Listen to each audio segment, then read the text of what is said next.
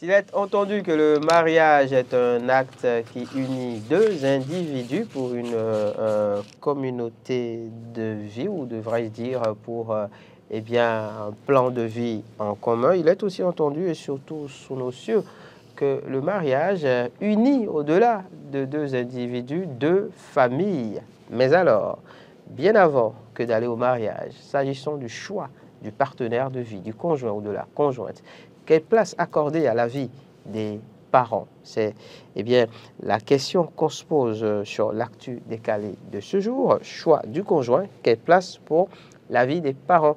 La question a été posée, comme je le disais tout à l'heure, sur la page de l'émission. Il y a eu beaucoup de réactions. On vous les lira dans les instants à suivre. Mais avant, on plante le décor avec Laurent Roland Tonériquez. Et je précise que vous pouvez nous appeler au 96 116 68 68 pour interagir avec nous. Laurent, à nouveau bonjour. À nouveau bonjour, Ahmed Arepa, amis téléspectateurs. Quelle place pour la vie des parents dans le choix du conjoint?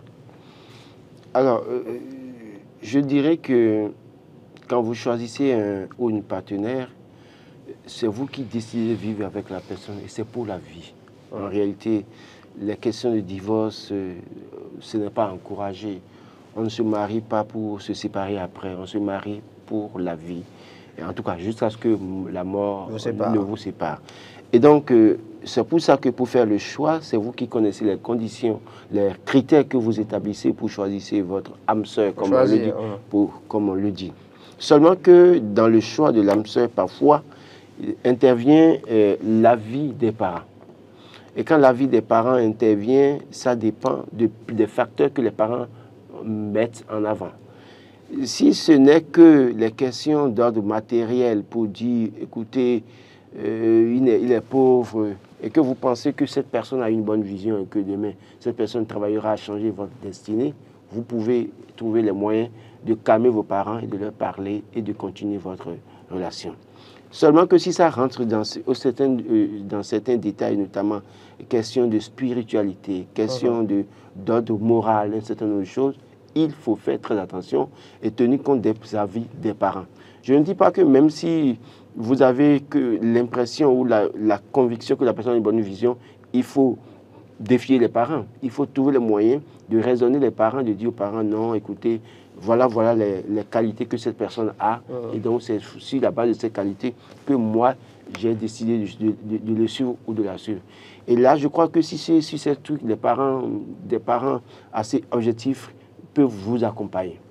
Mais quand ça rentre dans le terrain de la spiritualité, où vous êtes peut-être chrétien et votre partenaire est musulman ou musulmane. On parle de la question des religions, c'est ça? Des religions, différence de religion. Vous voyez, ça commence comme ça. Attention, attention et attention. Il ne faut pas foncer tête baissée. Il faut peut-être écouter les parents. Quand il s'agit des questions d'ordre moral et que les parents ne commencent pas à dire attention, je ne suis pas d'accord pour ça, il faut faire très attention, il faut ralentir et véritablement faire un point. Parce que le plus souvent, quand vous entêtez... vous mettez dans la question d'ordre moral. Oui, le parcours du monsieur. Peut-être que il a de la dame. Parce que ça oui, dépend, voilà. Peut-être qu'il a déjà eu une première femme et ça a mal fini. Et sur la base de cette expérience, les parents disent non, c'est pas bon pour toi. Ou c'est une femme qui s'est déjà mariée une fois, mais qui est divorcée, peut-être sur la base de cette chose, les parents disent non, attention, ne fais pas ça. Ne va pas là-bas. Ne va pas là-bas. Vous devez pouvoir vous asseoir pour analyser et maintenant tirer la conclusion et décider. Seulement que si vous vous entêtez, le plus souvent j'ai vu des mariages où les parents, soit les parents de la dame étaient farouchement contre et les gens se sont entêtés pour rentrer dans ce mariage, ça a toujours mal fini parce qu'à un moment donné, tôt ou tard, l'histoire rattrape. Une situation vous rattrape. Et il y a que dans certains, comment vous appelez, dans certaines situations, dans la tradition, les parents diront que nous avons consulté le phare. Et selon les prescriptions du phare, ce n'est pas bon parce que demain, il y aura tant, il y aura tant. Vous n'êtes pas compatible, par exemple. Vous n'êtes pas compatible. Voilà. Donc là, peut-être ceux qui croient en ça doivent pouvoir comprendre que si vous êtes encore chez vos parents, que vous croyez au phare, vous croyez aux pratiques traditionnelles et traditionnalistes et que vos parents parlent, écoutez purement et simplement. Il n'y a pas de débat en faire matière. Si vous êtes chrétien et qu'à un moment donné, vos parents vous disent allons sur nos genoux, prions et demandez dans la volonté de Dieu. Et que vos parents, qui sont mieux expérimentés que vous, en arrivent à dire, j'ai fait des prières, j'ai regardé, j'ai demandé la volonté de Dieu, je ne suis pas convaincu de ce mariage. Attention, ne foncez pas tête baissée. Ils ont toujours leur mot à dire dedans. Maintenant, si c'est des caprices, parce qu'il y a des parents qui sont capricieux. Juste sur un coup de tête, parce qu'ils ont vu que Ahmed a les moyens, et ils voient que Gérard n'a pas les moyens. Ahmed, quand Ahmed vient chaque fois, il fait le pacha, il donne souvent 10 000, 5 000 francs à papa et à maman, et parfois, par mois, il envoie un tissu à maman, et peut-être Gérard vient, Gérard ne donne rien, et Gérard, c'est peut-être quelqu'un qui vient de finir les études, mais ce qu'Ahmed fait, on ne sait pas ce qu'Ahmed fait, mais Ahmed vient donner tout le temps de l'argent et tout. Après, on veut privilégier Ahmed pour dire que Gérard a un va-nu-pied et il ne vaut rien à rien. Je crois qu'à ce niveau, c'est parfois des caprices de certains parents qui veulent compter. Et là même, bizarrement, la fille que cherche le monsieur ne s'intéresse même pas au matériel du monsieur. Mais les parents... Ce sont des parents qui, justement, s'appuyant sur les aidances financières peut-être de Nice. Oui, à ce niveau, vous pouvez trouver les moyens, chercher les moyens de faire votre choix, parce que vous savez ce que vous voulez. C'est pareil pour une femme, hein, parce que la femme, là, l'autre... Écoutez, vous avez une copine qui vient chez vous tout le temps, comment vous appelez, quand elle vient chez maman, automatiquement, c'est elle qui lave, qui fait la vaisselle, qui prend les tenues de maman, elle lave automatiquement, elle fait la soumise, la discipline chez maman. Mais quand vous vous retrouvez seul à seul, c'est elle qui te sert l'école. Et c'est elle qui crie sur toi, qui t'insulte, qui te traite de tous les noms. Il y a des choses que peut-être tu n'as pas le courage de dire à ta mère. Parce qu'elle fait tellement de choses à ta mère pas tellement bien d'elle en fait, que tu n'as pas envie de lui dire. Mais après, tu dis que tu ne veux pas. Et c'est peut-être celle qui vient chez toi, qui est très respectueuse. Quand tu lui dis, assois-toi là, elle s'assoit. Tu dis, ne fais pas ça, ne le fais pas. Mais c'est qu'elle, bizarrement, n'a pas le réflexe. Quand elle va chez ta maman, elle ne lave pas. Les tenues de la maman dit, non, elle est mauvaise, elle n'est pas correcte, tout ça. Ces caprices, on peut les observer. Parfois, je ne dis pas caprice pour caprice, c'est que c'est vrai qu'une belle fille qui vient chez sa belle-mère doit pouvoir faire un certain nombre de gestes. Seulement que si vous sentez en paix avec la femme, vous pouvez foncer dans une certaine mesure et chercher les moyens pour dire à vos parents, voilà. Maintenant, si la spiritualité rentre dedans et que les parents disent, nous avons prié, nous avons estimé que non, ce n'est pas la volonté de Dieu, non, ne fonce pas ça. Moi, je pense, je suis croyant. Moi, quand ça vient sur le plan donc, de la spiritualité, de la religion et autres, vous pensez qu'il vaut mieux s'en tenir à l'avis des parents? Oui, il faut faire attention. Autrement parce qu'eux, ils ont peut-être vu... On peut s'entêter en fait. On dit un vieillard assis voit plus loin qu'un jeune homme debout. Donc eux, ils peuvent voir des choses que vous ne voyez pas forcément. Et vous devez faire attention. Il peut arriver que, vous savez, les parents ont leur expérience. Et dans la plupart des cas, ils ont souvent raison sur un certain nombre de choses que nous ne voyons pas, mais eux, ils ont déjà vu pour dire attention, ça, ce n'est pas bien. Donc, il ne faut pas s'entêter.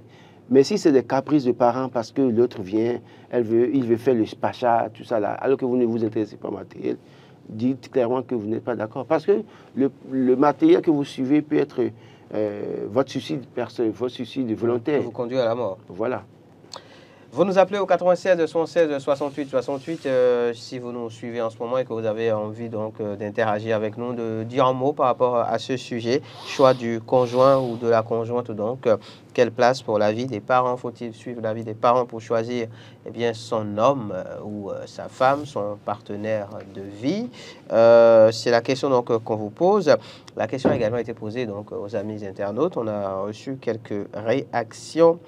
Il est venu le moment de les lire. Celle, donc pour parler de réaction, de Eric Abéoun qui dit « La vie des parents est primordiale et remplie de bénédictions ». Pour Gidas Thomas Tonofo, la vie des parents est très important. Eux, ils sont presque à la fin et c'est eux qui vont orienter, qui vont vous orienter donc sur le bon chemin. Ils vont étudier le conjoint ou la conjointe en regardant ses comportements, mais qu'ils ignorent les religions. L'amour est aveugle. Il ne connaît pas de religion. L'amour est une feuille dont le vent le transporte dans un trou et ne peut le sortir. Seuls les conseils suffisent.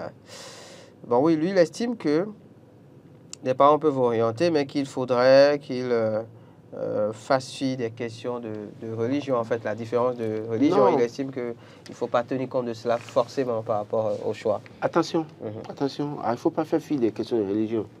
C'est tellement important que Mais on connaît des couples, Laurent Roland Tonniquès, où les deux partenaires ne sont pas les couples se de la mettent même ensemble, religion. ne sont pas de la même religion, se mettent ensemble Mhm. parce qu'ils se sont mis d'accord sur la question. Mhm. Et puis, ils ont eu quelque part peut-être la bénédiction des parents à un moment donné. Ok. Vous imaginez dans un couple où il y a un chrétien musulman, où ils n'ont pas reçu la bénédiction des parents du musulman ou de la musulmane, ou des parents du chrétien ou de la chrétienne, ça pose problème. Parce que quand vous avez problème dans votre couple-là, vers qui vous voulez aller? Parce que quand ça ne va pas dans le couple le plus souvent, à un moment donné, la femme peut aller voir ses parents pour parler. L'homme peut aller voir ses parents pour parler. Mais voilà que vous vous êtes mis ensemble et les parents n'étaient pas d'accord. Les parents vont toujours te rappeler que, en tout cas, Magbenoué, je t'avais refusé ça, non? Il y a des couples où des parents ont dit clairement à leurs filles ou à leurs enfants, tu ne seras pas heureux. Dans ça, là, tu ne seras pas heureux. Dès lors que ça sort de la bouche de tes parents, c'est une parole sacrée qui peut s'accomplir dans ta vie. À moins que tu aies la possibilité de briser ce lien-là. C'est un lien sacré. Donc, je crois que il ne faut pas s'amuser avec ça. Hein. Moi, j'ai eu, dans mon parcours, eu la chance de rencontrer une belle-mère qui m'a dit clairement, tu ne seras jamais heureux avec ma fille tant que tu ne vas pas changer ta religion. J'ai subi ça dans ma vie. Et je vous assure que quand cette belle-mère m'a dit ça, 3 mois après, venez voir problème dans mon foyer. Pour rien du tout, ces bagarres. Pour rien du tout, ces bagarres. Écoutez, cette affaire est très importante. Ne banalisons pas ça. Question de religion, quand les parents commencent pas à s'inviter dans ce débat-là et disent « Ah non, ma fille ne va pas se marier à un chrétien. » Ah non, si la fille doit alors suivre le chrétien, ça veut dire que là-bas, là, elle doit vraiment s'armer et briser le lien.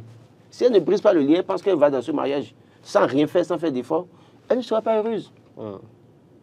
Et c'est pareil pour l'homme. Quand l'homme pense que oui, bon, écoutez, mes parents disent, je l'aime, elle est belle, elle est ci, elle est ça. Mais attention, c'est une question de vie et de mort. Et à un moment donné, de vie ou de mort. Donc, pour dire quoi?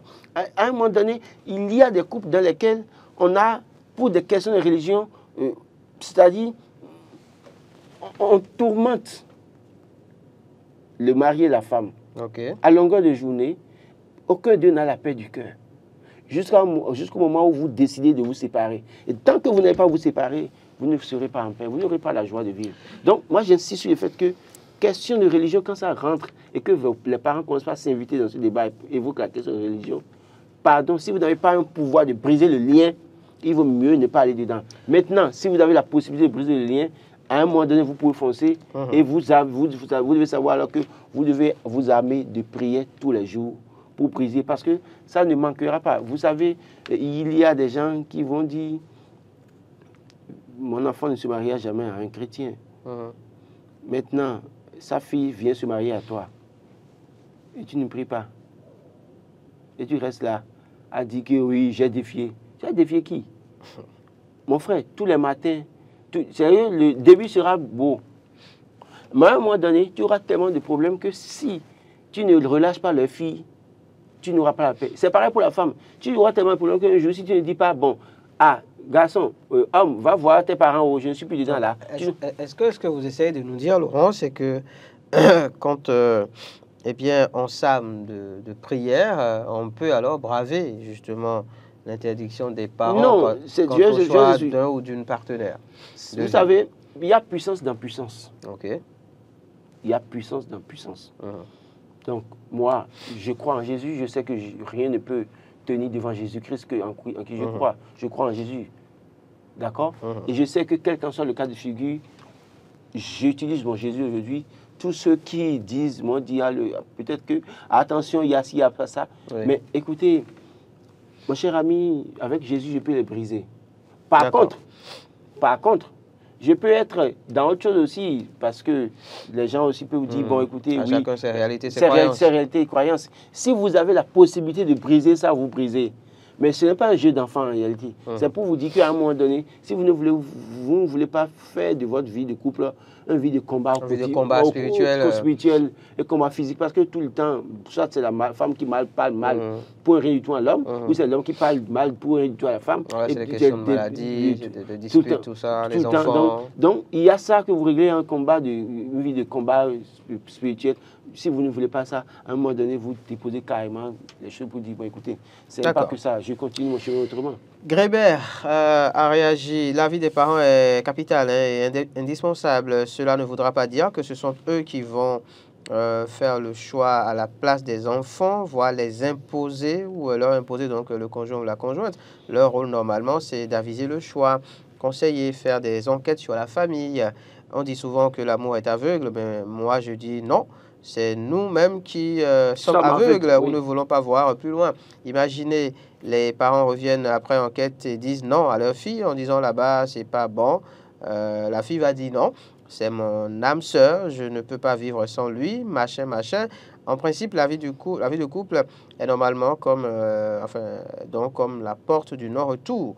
Merci beaucoup. Donc lui, il estime que oui, la vie des parents est importante, indispensable. C'est pas comme s'ils allaient faire le choix à la place des enfants, mais que leur rôle, c'est surtout d'aller faire des enquêtes. La vie des parents, c'est très important. De faire des enquêtes et de venir faire le point à leurs enfants. Dans certaines cultures, les parents vont faire des enquêtes, comme il a dit, oui, pour savoir la lignée là, dans la lignée là, comment elle se comporte. Est-ce que si vous voulez que votre fille... Est-ce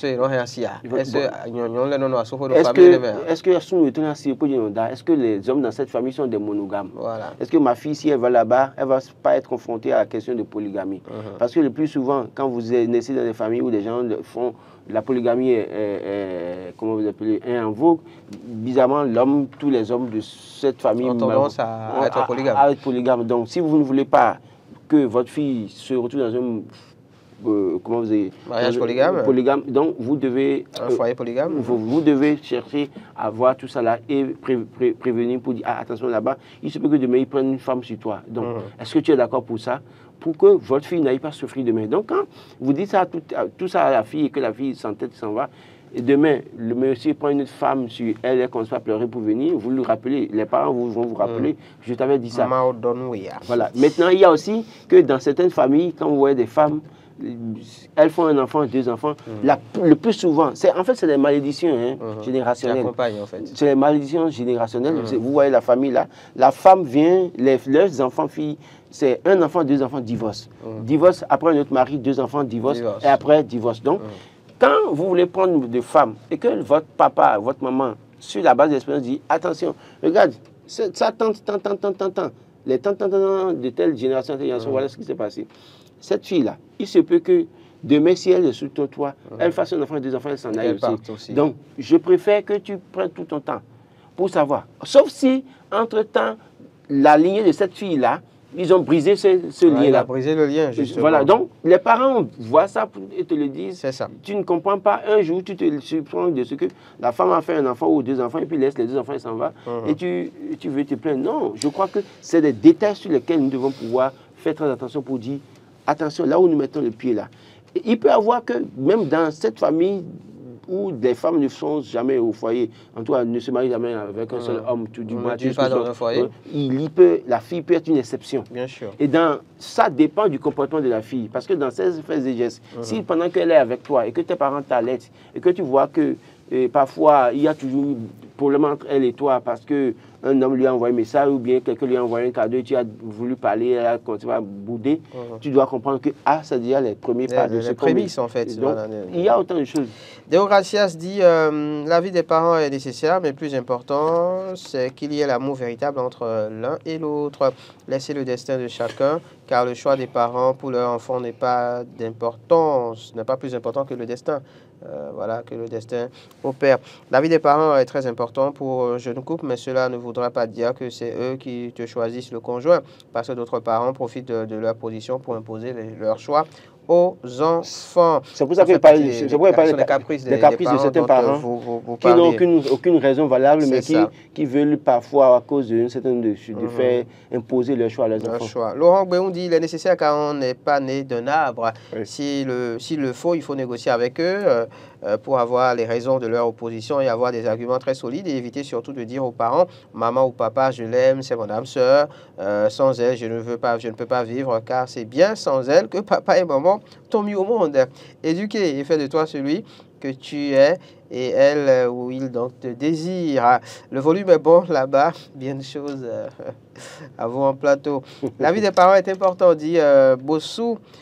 Puis Abraham dit normalement les parents devraient patienter donc que les enfants fassent leur choix, mais de nos jours on constate que ces choix sont souvent viennent souvent des parents, juste pour être sûr que leurs enfants soient sous un bon toit, d'autres pour leur intérêt personnel. C'est l'essentiel donc des avis qu'on a reçus sur la toile. J'espère avoir tout lu. Je vous remercie à vous. Oui, je dirais pour finir aux gens, aujourd'hui, il faut faire très attention dans le choix des conjoints. Quand les parents commencent par faire des remarques à votre à votre futur épouse ou futur époux, il faut peut-être vous remettre en cause et faire un point pour dire est-ce qu'ils n'ont pas raison quelque part.